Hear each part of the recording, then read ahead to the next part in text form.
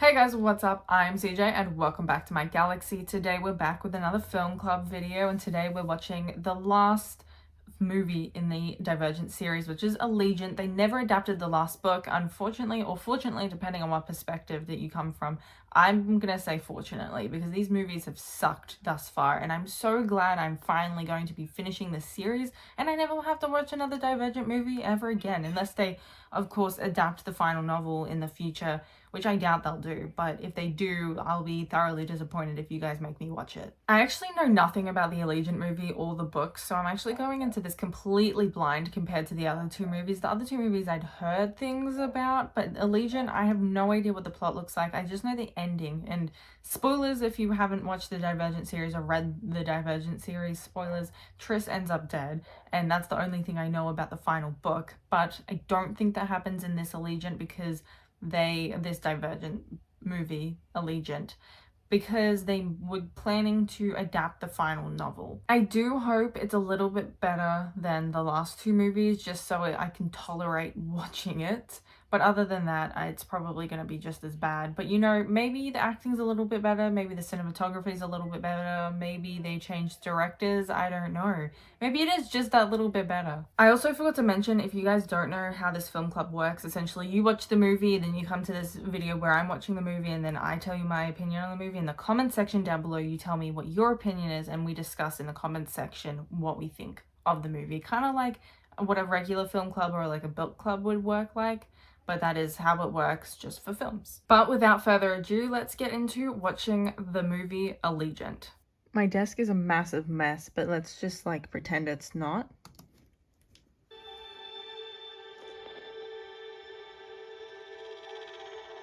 Hello.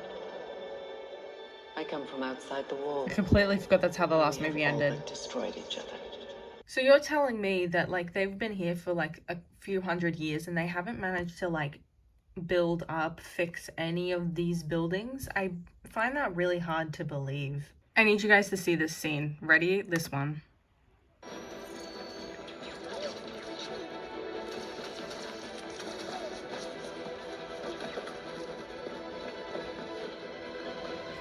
What did she do that for? What was that's such a bad green screen. What is she doing?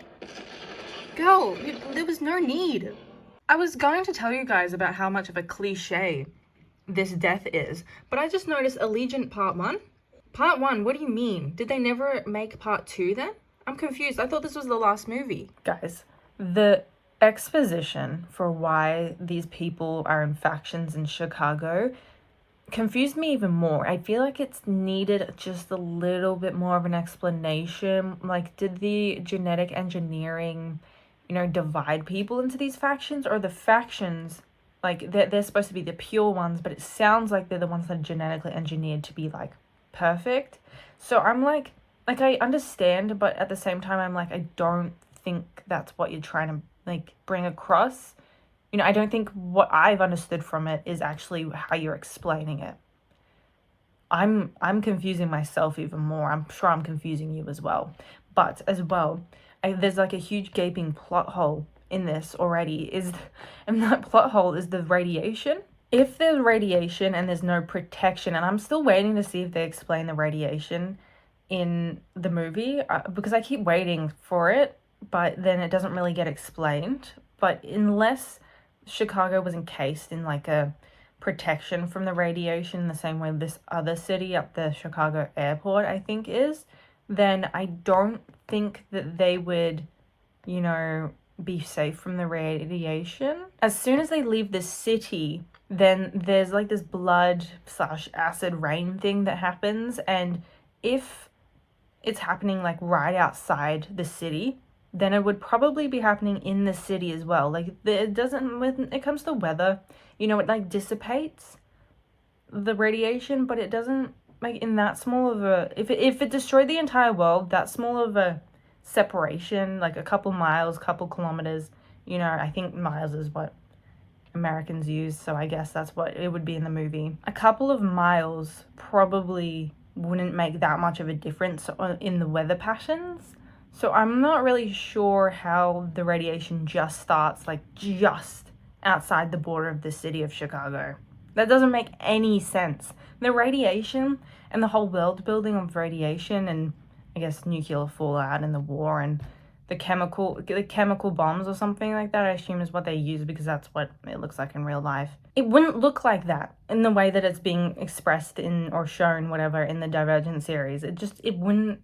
That feels like a massive gaping plot hole and it's really taking me out of the world. How on earth did this guy survive? He surely should be dead. Okay, so Chicago as an experiment is starting to make a lot more sense now, but how did they get Triss's mother into Chicago unnoticed? I'm a little confused about her backstory because it's not quite lining up. I still can't believe my mom is from this place. Well, I can see why she left. There is no way in hell that anyone would have survived that. And I know for a fact that Four survives because there's a book written in his perspective. So how did he survive this? I feel like putting Triss in white to communicate that she's pure is just so on the nose. It's ridiculous. Oh, and look, they survived an entire plane crash that should have definitely killed them. I think this guy's name is Peter. Peter. He has no spine at all. He just goes with whoever's winning. It's almost like they want their villains to be almost sort of expressionless. This is like one of the very few expressions he's pulled throughout the movie. Like, he's such a good actor, this guy, but, you know, he has no emotion behind his reactions to anything. Finally, we're finished watching the Divergent series, which is great because that whole entire movie for some reason seemed to be filmed directly in front of a green screen. Like, they had sets and then like green screens in the background, and that just does not make sense for the time. You know, it was made in, I think it was said 2016, and they had to make it at least like a decade later, and we're not even up to that decade yet. You know that would be in 2026. We're in 2024. Like, we don't have the technology to be able to do what you're doing, at least with the budget I assume they had. I assume they had an extremely small budget by the looks of it. Here's how I think that it should have went. It should have gone Divergent and what was the next one? Insurgent together as just like one book and one movie, because Insurgent didn't need to have its whole entire own movie.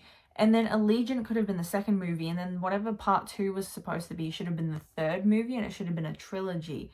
And I don't know how 4 goes, the book 4. I guess it's in his perspective. I haven't read it, but it should have been, I don't know. I don't know how that would fit in. I don't know the story, but let me know if you think there should have been 4 movies, but I still think there should have been 3. Maybe they squeezed 4's perspective into the last movie. Honestly, the story in Allegiant, despite the fact that there were glaring plot holes, had, like, it was actually pretty good.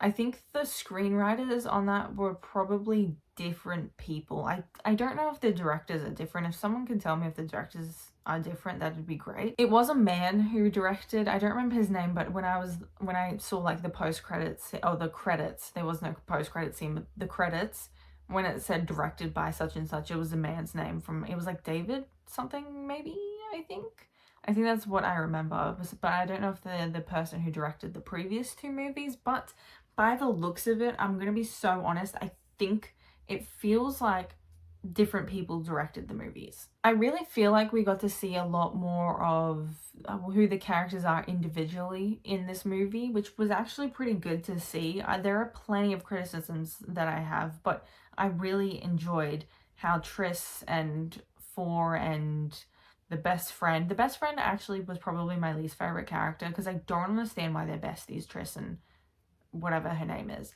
That just didn't make any sense. She had barely any scenes at all. And then the brother and Peter, the spineless guy, you know, he had no spine. He was just flip-flopping all over the place for power, even though he was like the comedic relief, which I really enjoyed throughout the whole series. His character was quite entertaining to watch. But most of them had very distinct personalities and characteristics in this movie that they didn't have previously. They didn't have the depth of characteristics in the previous 2 movies that they did in this movie, which is why I think it was directed by someone else, just because they they really put emphasis on who each of the characters are, but I think the cast may have been a little bit too big for them to be able to tackle, especially in just one movie. That's why there was going to be a part 2 that never actually ended up happening. I also think a lot of the stuff was very implicit, where like the exposition, it was very implicit in this movie, whereas it was very explicit, told to us by the characters themselves in the previous movies. This time it was a little less so, especially when they had the video describing the Bureau something science. It was called something like that. The way that they handled explaining the Chicago city and the experiment was split up with the exposition and explained to us by a video at the beginning when they're first introduced to the other science place, and then a little bit by the main antagonist, who was that guy who was in charge of the science place. At least that's who I'm considering is the antagonist. There was a couple of characters, especially like Four's mother, who were a bit antagonistic, but you know, they weren't entirely the worst characters for the story. One of the things I found myself questioning a lot was how they got Triss's mother into Chicago. They didn't explicitly explain it. The theory that I have, and let me know if it's explained in the books, but I think they used the memory gas or something on Chicago, or the people around like Abnegation, where she ended up, where Triss's mother ended up. To me, it kind of seemed implied that that's what was happening, that that was kind of the only way for them to put Triss's mother into Chicago without ruining the experiment. But I also don't know how that would have worked.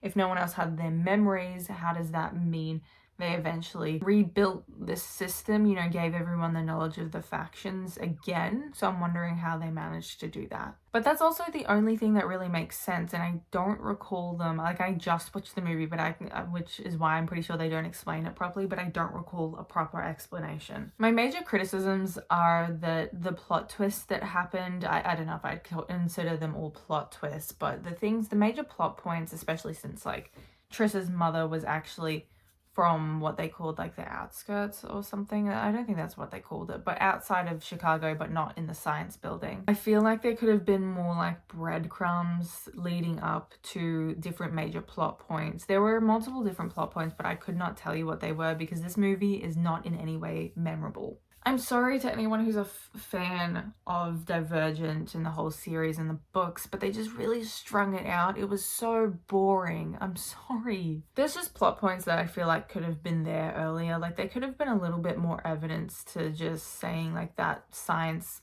antagonist building institution or whatever the hell it's called, I don't remember. There should have been little like tidbits directly pointing to their existence in like, I don't know what the novels look like, but in the movies there should have been those little tidbits directly pointing towards them that you don't necessarily realize until you like rewatch it or reread the books. The last thing I kind of want to add to the movie and my criticisms of the movie and the franchise as a whole is that I'm still so incredibly uncomfortable every time Four and Triss are having like a little lovey-dovey moment. It's like, am I intruding on something?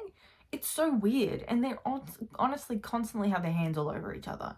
Like, I understand that these kids are supposed to be teenagers, except for Four in the movie. For some reason, they aged them up. But there's a point in a movie where, like, you can't constantly be watching Triss and Four be all over each other. Overall, I'm gonna be so serious with you guys. Allegiant was the best movie out of all three of them, and I can't believe it flopped as bad as it did. And I feel like it probably flopped because of how bad Insurgent was and how boring that movie was. So everyone expected Allegiant to be just as bad and didn't go and watch it. So the box office, revenue, profit, whatever the hell it's called, did really bad. If they had just made the other two movies as good as Allegiant, aside from the fact that Allegiant was, you know, filmed entirely in front of a green screen, it would have been, the whole franchise would have been pretty decent. It wouldn't have been the best thing ever because the story sucks, but it would have been significantly better. Okay, moving on now from Allegiant, I'm going to be announcing now what we're going to be watching next time, so you guys have time to watch the movie. Now, what are we watching? The vote says we are watching The Princess Diaries, which is brilliant. I love The Princess Diaries. I have actually watched this film before, many times. Once again, I absolutely love it. I love Anne Hathaway and her acting skills. And also, obviously, Julie Andrews. She's one of my favorite actresses. My favorite film of all time is The Sound of Music. And I don't normally like musicals, but The Sound of Music just somehow is my favorite film. So I'm going to watch pretty much anything Julie Andrews is in. We are just going to be watching the first movie of the Princess Diaries to start with, but I really hope in future you guys vote for the second Princess Diaries, because that is actually my favorite film out of the two, and I really hope in future there's a third movie that we can watch and discuss on the channel. I'm not going to be saying The Princess Diaries is a perfect movie, because it's not by any means. It's definitely a product of its time, but story-wise, it's definitely really good, and I'm sure that's because of how good the novels were. I haven't read the novels. I should. I know they're kind of like, I guess they'd be YA. In my mind, they're children's novels, but I'm pretty sure they're YA that grows with their audiences. Anyway, I'm pretty excited to be watching The Princess Diaries, and if you guys want to be voting on what movie I will be, or film, TV show, whatever I'll be watching next, you can go to my community tab on my YouTube page, you know, when you go like home, videos, playlists, and then eventually there's the community post tab where you'll be able to vote on a poll. I'll give you guys 3 options. And if you want to help me shortlist the 3 options, you can also join my Discord, where I will be discussing what movies we'll be shortlisting for the next poll through the week. And I'll be announcing that next movie in next week's episode. Anyways, guys, that is the end of today's video. Hopefully you enjoyed. Please let me know down in the comment section below what you thought of the Divergent series as a whole, and what you thought of Allegiant. Do you think it was a better movie than the first 2? Do you think it sucked and that's why they didn't get the part 2 to Allegiant? If you like this video, please like and subscribe. I greatly appreciate it, and it really helps out this channel. Once again, guys, I hope you enjoyed this video, but I've been CJ, and I'll see you guys in the next video. Bye!